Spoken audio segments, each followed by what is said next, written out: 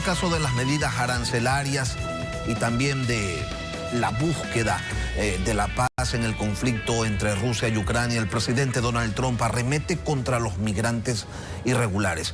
Redadas masivas generan protestas multitudinarias contra el gobierno estadounidense y en particular contra el Servicio de Inmigración y Control de Aduanas, conocido por sus siglas en inglés como ICE.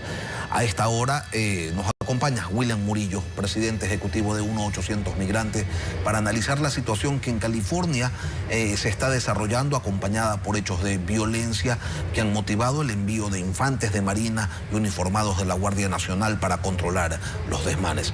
William, buenos días, bienvenido a Contacto Directo. Lenin, buenos días, muchas gracias por la invitación. Buenos días a los ecuatorianos dentro y fuera de sus fronteras. ¿Cuáles son las razones por las que se intensifica esta ofensiva anti-migrantes en Estados Unidos? Bueno, yo creo que es una crisis fabricada. Nosotros hemos visto en los últimos días una pelea entre Donald Trump y Elon Musk y se sacaron los cueros al sol.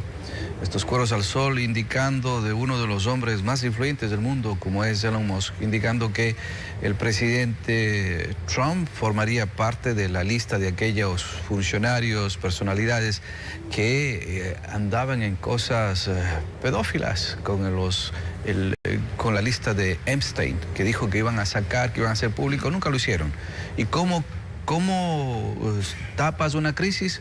Creando otra. Y yo creo que eso ha sido algo fundamental en el desarrollo de todas estas noticias, cuando miramos de que no respeta la Constitución, viola las leyes, violenta autoridad por parte del mismo presidente hacia los estados. Es una situación complicada. ¿Cómo está reaccionando el sector latino de la política estadounidense, tomando en cuenta que buena parte de este sector político respaldó al presidente Trump en su camino hacia la Casa Blanca y que él además nunca ocultó su plan de declararle la guerra a la inmigración irregular? Siempre ha sido una base en su discurso político. Lo que pasa es que dijo una cosa e hizo otra. Dijo que iba a deportar a todos aquellos migrantes indocumentados peligrosos, criminales, terroristas, y yo creo que la gran mayoría de ciudadanos norteamericanos estuvieron de acuerdo en esa situación y por eso votaron mayoritariamente por él.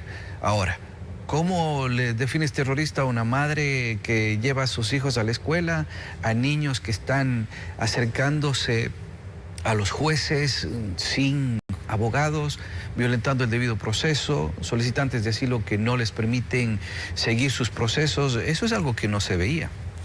Ahora, ¿cuáles son los motivos por los que el gobernador de California, por ejemplo, la alcaldesa de Los Ángeles, rechazan primero la actuación del presidente Trump y segundo la presencia de militares en sus jurisdicciones? Bueno, principalmente recordemos que Estados Unidos es un estado federal y cada estado tiene sus propias leyes, su propia constitución. El hecho de que el presidente haya ido sobre ellos en su autoridad, sabiendo de que la Guardia Nacional está bajo el control y autoridad del gobernador de California. Entonces, cuando el presidente dice que vaya las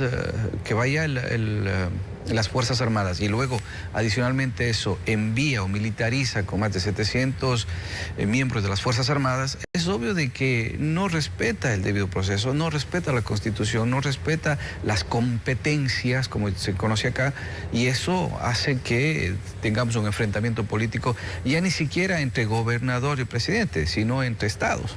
Y que podría degenerar entonces en una crisis mayor, tomando en cuenta que las manifestaciones que iniciaron en California, en Los Ángeles, se multiplican y ahora están presentes en Nueva York, en Austin, en Boston, en Atlanta, y se prevé pues que se extiendan en otros lugares del país. Sí, precisamente, Lenin, porque estamos mirando de que no son criminales, no son los violadores, no es la invasión que él dice. Pero sí ha habido protestas violentas. Han habido, pero es mínimo comparado con las grandes protestas pacíficas que existen por parte de los migrantes. Allá no estamos buscando generar caos o violencia. Lo que queremos es que se respete el debido proceso y sobre todo de que una vez por todas los republicanos y los demócratas busquen una salida a esta problemática migratoria que se llama reforma migratoria integral. Que el presidente Trump haya dicho que no va a permitir que ciudades estadounidenses sean invadidas y conquistadas por enemigos extranjeros, refiriéndose a los migrantes. Primero, ¿cómo lo toman los millones de migrantes que han hecho de Estados Unidos su hogar y que con su trabajo han desarrollado al desarrollo y funcionamiento de ese país? Es decepcionante, yo creo que esa es la palabra clave, porque se supone que Estados Unidos es la cima de la libertad, el ejemplo a seguir en derechos, y resulta que ahora no tienes ninguna cosa de esas, ni siquiera estás seguro cuando eres un residente. Entonces, cuando tú ves de que has seguido la ley, has seguido el orden, respetas el marco jurídico, y sin embargo existen liderazgos que por discriminación, que por intereses políticos no te permiten desarrollar un proyecto de vida, entonces eso realmente es muy decepcionante. Ahora, ¿cuál va a ser la consecuencia en la sociedad estadounidense, migrantes al margen, ante esta campaña de estigmatización y discriminación, como usted señala? Bueno, yo creo que en los próximos meses vamos a mirar un descenso significativo por parte de los republicanos, precisamente por los abusos. Yo creo que en las elecciones intermedias va a perder esa mayoría que tiene en el Congreso, en el Senado, porque Estados Unidos no va a permitir que se instale un presidente autoritario.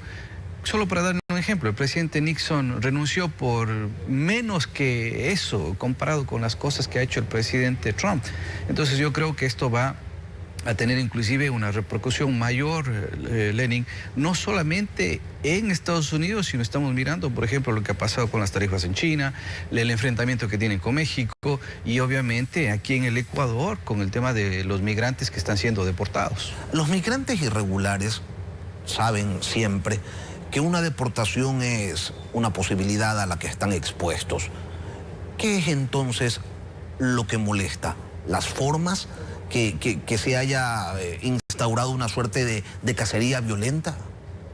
Una cacería, sin lugar a dudas, discriminación, violación al debido proceso, violaciones constitucionales, violaciones a los derechos civiles. Eso no se veía en Estados Unidos. Y cuando hablamos de autoritarismo, estamos hablando de que Estados Unidos se está exponiendo por primera vez a esta clase de cosas que en Ecuador y en otros países es muy común, y ya hemos visto el resultado de politizar a la justicia.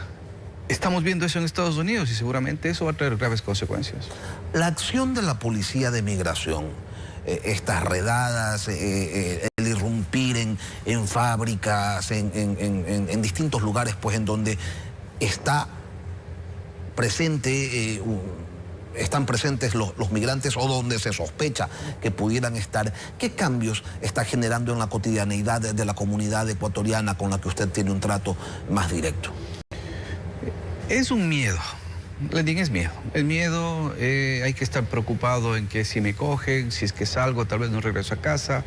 Quedas con esa duda de que quizás quién se va a hacer cargo de mis hijos y ahora cómo pago el mortgage, el dinero en el banco. Son cosas que realmente nos preocupa. Nosotros por ejemplo, presentamos un proyecto a la señora canciller para que le presente al señor presidente para que el gobierno ecuatoriano prepare préstamos para migrantes, así como lo hacen con los trabajadores del campo y les ayudan en la producción. Nosotros hemos dicho de que es importante que el gobierno ecuatoriano muestre presencia en favor de los migrantes, indicando de que estos préstamos podrían ayudar a conseguir abogados en Estados Unidos porque son caros. Y lo otro es que esta formación, esta ayuda financiera, estos préstamos, permitiría que muchos migrantes que sí pueden luchar sus casos de asilo, de guava, de ingresos por refugio, podrían protegerse de la deportación, en primero. Luego es un interés positivo para el Ecuador porque no van a venir deportados. Y luego el hecho de que también se protegerían las remesas hacia el Ecuador. Hay ecuatorianos que están tomando la decisión de regresar ante la arremetida de las autoridades migratorias o por el contrario han decidido quedarse y correr el riesgo porque siempre existe pues la posibilidad de no ser capturados y seguir haciendo su vida allá.